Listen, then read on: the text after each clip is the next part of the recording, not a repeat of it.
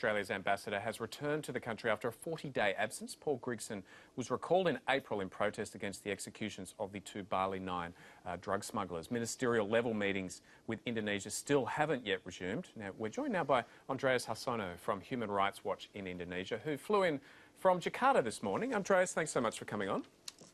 Now, withdrawing Australia's ambassador after 40 days doesn't seem like the harshest of protests. Will it make any difference to Indonesia's position on the death penalty under Jokowi? Well, I talked to a number of government officials in Jakarta before the execution, and they told me the most consequences that we are going to see is the ambassador, Australian ambassador, will be recalled maybe a month or even 2 months. So it was not something unexpected. Okay, so they thought that that was the worst thing that would happen. Did that influence their decision at all, knowing that there would not really be that many repercussions? Oh, there are many factors that involve in that decision. But of course, one possible consequences is ambassador being recalled, and they anticipated that. Now, we have had a controversy here in recent days over Professor Gillian Triggs commenting that Australia's policy on boat turnbacks may make it difficult for Indonesia, and I'm quoting here, to engage with us on other issues we care about, like the death penalty. Is there any truth to that?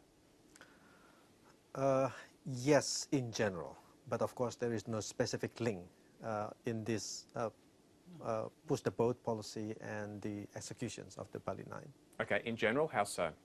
In general, because in Australia's standing in Indonesia and also in other parts of the region, Southeast Asia, including in the US, kind of declining because of this push-boat policy. It is seen as not complying with the Refugee Convention. It is not seen as... A convention that Indonesia hasn't signed? Yes, Indonesia did not sign it. Yep.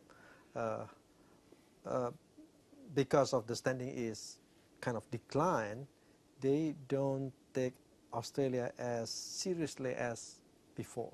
And is that the turnbacks part of the policy or the whole policy? The turnback especially. It is seen as being, especially after this Rohingya crisis, when Indonesia and Malaysia decided to accept the Rohingya Muslim from Myanmar. What exactly about the turnback policy offends the Indonesians? It is seen as not being human, especially not being human. People in distress in the high sea and being turned back. What about people who are refugees who are in Indonesia, though? I mean, yeah. They're scarcely accepted either, aren't they? Yeah. So it's a double standard? It is seen as being double standard. Andreas, there's also a question, isn't there, of sovereignty for Indonesia, which Jokowi, the president, has made great play of? Mm-hmm.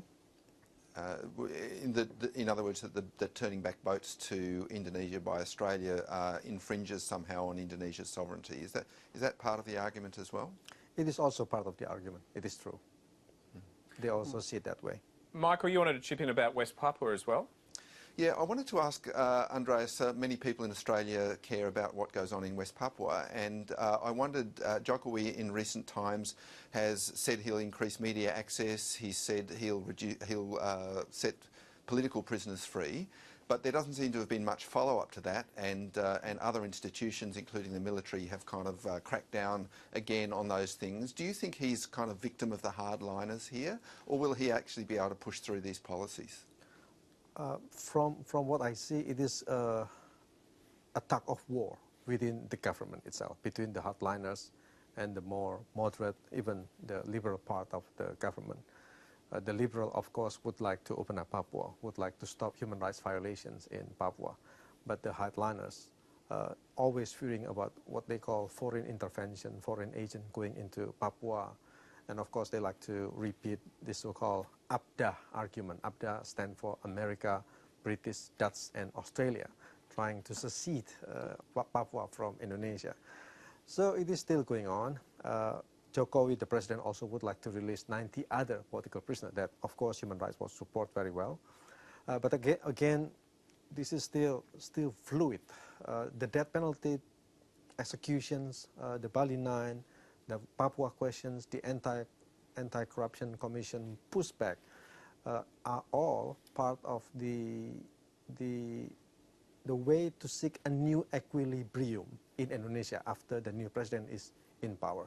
So we have the military is playing here and there, the police, the Anti-Corruption Commission, political parties, don't forget, and many of these political parties are surrounding the president as well. And you, of course, knows very well that the president is not backed up by a strong coalition, and he himself is politically weak within his own party.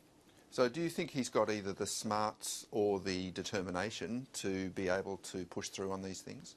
I think he is sincere in trying to open up Papua. I think he is sincere in saying that he will be in Papua 3 times a year, which is such a great step to be compared with the previous president. He was in power for 10 years.